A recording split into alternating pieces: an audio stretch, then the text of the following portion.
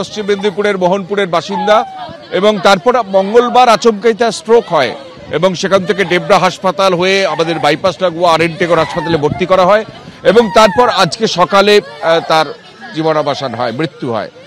তার স্ত্রী হাসপাতালের সামনে এইভাবেই বসে আছেন, কান্নায় ভেঙে পড়ছেন। সে ছবি আমরা সরাসরি দেখতে পাচ্ছি। তার বাড়ি থেকে অর্থাৎ পশ্চিম মেদিনীপুর থেকে লোকজন এসছেন, পরিবারের লোকজন। এখনো দেহ বা মৃতদেহ এখনো হাসপাতালের ভেতরে রয়েছেন। ওই চাকরির জন্য চাকরি হয়েছে মমতা মুখ্যমন্ত্রী, তাই হয়েছে মমতা মুখ্যমন্ত্রী।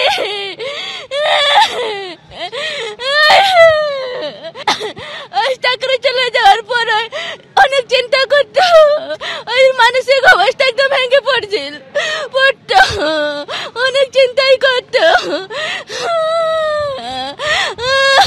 সেই ছিল আমাদের একমাত্র রোজগার করতো।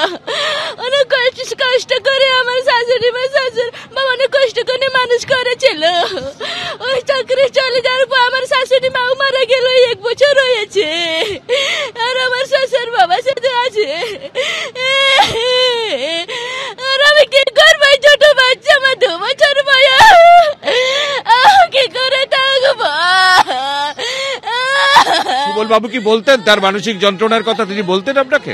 বলতে যে চাকরি এরকম অবস্থা হয়ে যায় আমার, দেখো ব্যাংকে পড়তো।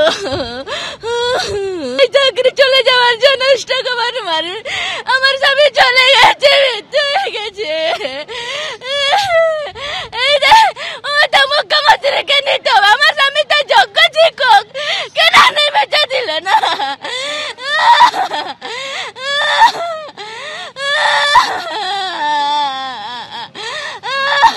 হাসপাতাল চত্বরে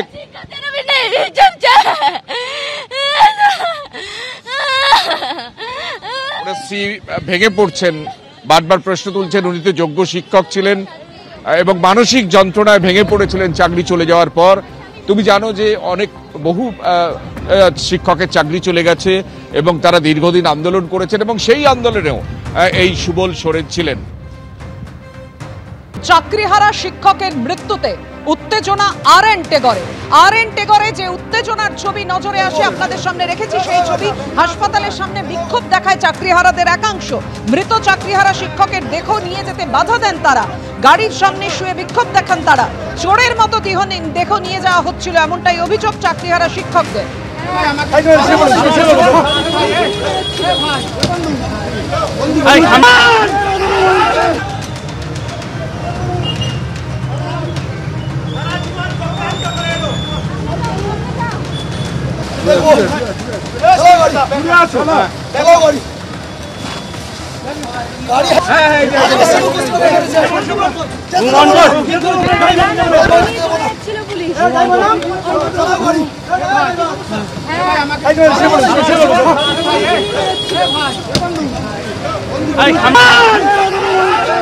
সরাসরি নিয়ে যাব আপনাদের। আমাদের সঙ্গে রয়েছেন আমাদের প্রতিনিধি ঐশী মুখোপাধ্যায়। ঐশী, আন্দোলনকারী চাকরিহারা শিক্ষক শিক্ষিকারা তারা অভিযোগ করছেন চোরের মতো দেহ নিয়ে যাওয়ার চেষ্টা করা হয়, ধামা চাপা দেওয়ার জন্যই দেহ নিয়ে যাওয়া হচ্ছিল। কেন তারা এই অভিযোগ করছেন? দেখো, আর.এন.টেগর হাসপাতালে, মুকুন্দপুরের যে আর.এন.টেগর হাসপাতাল, তার 4 নম্বর যে গেট, এক্সিট গেট, সেখানেই কিন্তু আন্দোলনকারী চাকরিহারা শিক্ষক শিক্ষিকারা আজকে সকাল থেকেই অপেক্ষা করছিলেন।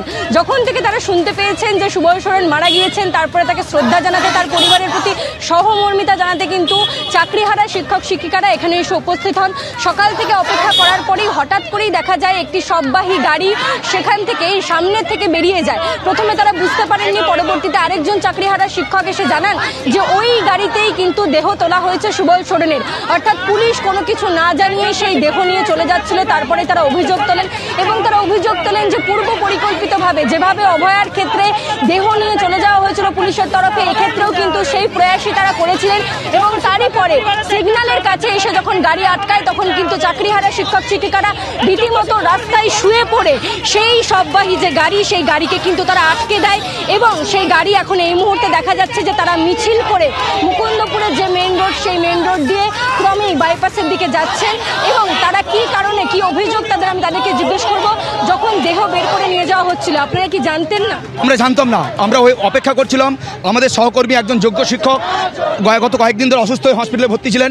আমরা খবর নিচ্ছিলাম, আমাদের পক্ষ থেকে যতটা সাহায্য করছিলাম। আমরা আজকে সকালে খবর পাই উনি আমাদের ছেড়ে চলে গেছেন। তো আমরা সকাল থেকে অপেক্ষা করছিলাম ওনার মৃতদেহ নিয়ে আমরা ওনাকে শ্রদ্ধাটুকু জানাবো, দেখবো বলে। কিন্তু পুলিশ কি করলো, যেভাবে অভয়ের মৃতদেহকে লুকিয়ে নিয়ে বেরিয়ে গেছিলো আরজিকর থেকে, সেই কায়দায় পুলিশ আর কিছু পারুক না পারুক এই রাজ্য সরকারের সঙ্গে থেকে চুরির কার্যটা বেশ ভালো শিখেছে। আর এই কোর্ট এই বিচার ব্যবস্থাকে প্রশ্ন করি, আমাদের উদ্দেশ্যে বলে গেলেন পেয়েছি specifically founded in the morgue. আমরা আজকে সুবল বাবুর মৃতদেহকে একদম নির্দিষ্টভাবে মৃতদেহকে হাসপাতালে ছিলেন, তাদেরকে কি জানানো হয়েছে? না, জানানো হয়নি।